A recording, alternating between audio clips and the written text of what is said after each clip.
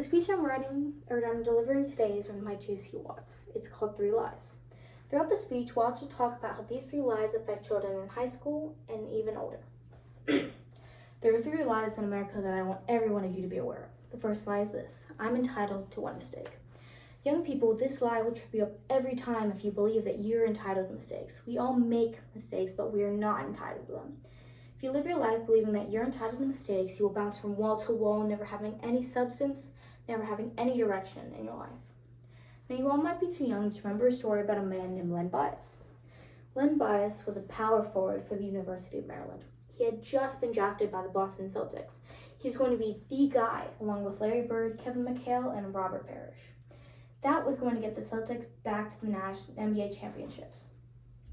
He was 6'9" tall and 220 pounds. He was a Michael Jordan kind of guy. He could handle the ball well, shoot the ball well, jump well, and dribble the ball well. 6'9" tall, 220 pounds, and he was cat quick. Len Bias was the first player taken out of the NBA draft picks about 8 years ago. Len Bias had some friends, or so-called friends, come by. They were going to celebrate him and being the first player taken in the NBA draft. They brought a little crack cocaine. Len Bias tried this crack cocaine and his heart didn't respond to it well. It killed him in a matter of minutes. Now, I don't know if Len Bias was a regular drug user or not, but I can't say that as a matter of fact. But I can't help but think in the back of my mind that in the back of Len Bias's mind, he thought, hey, no big deal. I'm only human. I'm entitled to mistakes. So what if I get caught? So what if I get busted? So what if something bad happens? So what? I'm only human. I'm entitled to celebrate. Len Bias was saying, I'm entitled to one mistake. Young people, that one mistake cost him his life. You see, that is why we should not live our lives believing that I'm entitled to mistakes. We make mistakes, but we are not entitled to them. The second lie is this, and this is one that really gets many junior high and high school students. It got me just as much as it did them. The second lie is this: it will never happen to me. Young people, we believe that all those bad things that happen in life happen to others, and it won't happen to us. We tell ourselves that it won't happen to me.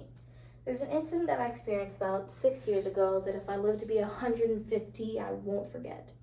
I'm a big National Basketball Association fan. The LA Lakers have been and still are my favorite basketball team.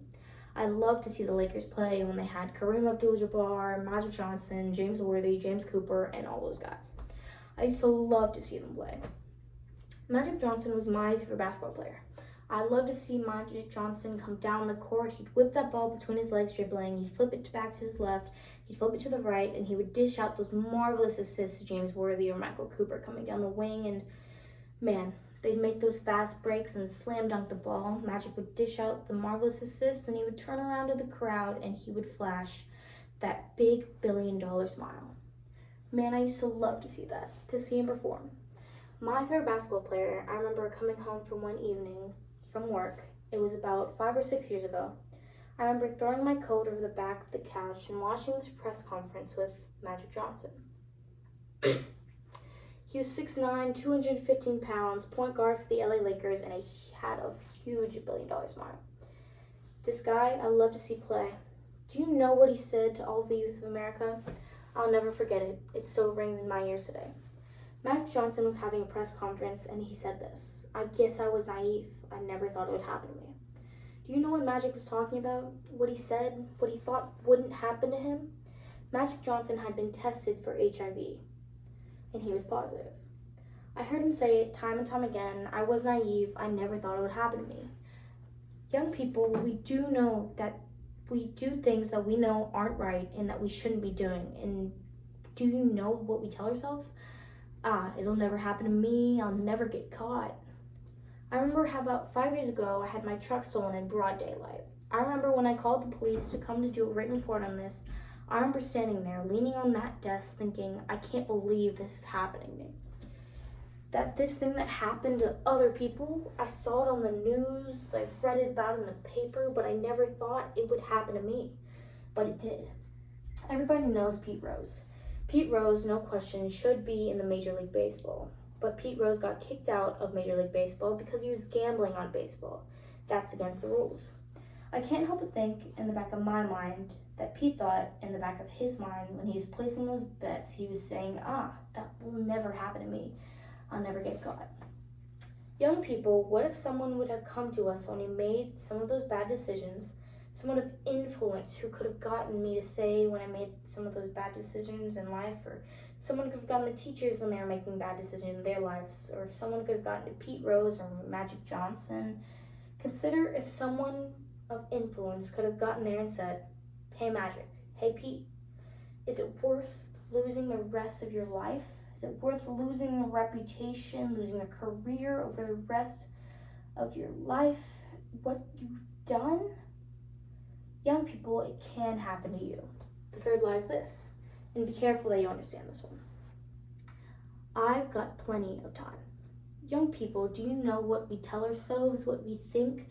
Man, I'm going to be a professional baseball player. I'm going to be a professional basketball player. I don't have to worry about any of that math stuff, reading stuff, the English stuff, and the science stuff. I don't have to worry about that stuff. I've got plenty of time for that. Young people, you don't have plenty of time. You are in an institution today, and you should thank God for those people you see standing around the walls. They call them teachers. You should thank God that you've got these teachers that will push you and force you to do what you know and what they know that you're capable of doing. We get so interested in so many other things that are totally irrelevant to our abilities to compete in a global marketplace for jobs and to take care of our families and to get things we want to have, like a car for transportation and a home to live in. Hey, that math, science, and reading and English and all those things are very important in that effort. We cheat ourselves so badly because we don't spend the time that we should making sure that we know how to read and write and to do the arithmetic and the science and the English, that we have computer skills and that we need. We think, man, I've got plenty of time for that. No, you don't have plenty of time. Today is the day you start preparing for the rest of your life. Today is the first day of the rest of your life, and I hope that you will start preparing today. In summary, these three lies are: I'm entitled to one mistake. No, you're not. We make mistakes, but we aren't entitled to them. The second lie is that it will never happen to me. Yes, young people, it can happen to you. And the third lie is this: I've got plenty of time. You don't have plenty of time. Understanding reading, writing, arithmetic, and computer skills to compete in the age of technology and computers. Today is the day you start preparing for the rest of your life. I don't know how many of you believe that going to college is important. Some of you may go to vocational school, some of you may go to work right after high school. I don't know what you're going to do, but I hope that you understand this: that good things happen to people that will work hard, pay the price, understand sacrifice and commitment, people that will take pride in getting an education and will have enough faith to believe that I can do. If you believe that doesn't work, I hope that you will take a good look at the gentleman standing before you. I hope that you will decide that America really is a great country and that it's a place that I want to be, to raise my family, to work, to contribute to society, because of a little kid from Ufala, Oklahoma, who grew up in a poor black neighborhood on the east side of the railroad tracks, can someday grow up and end up in the U.S. House of Representatives. That tells you that we live in a pretty good country.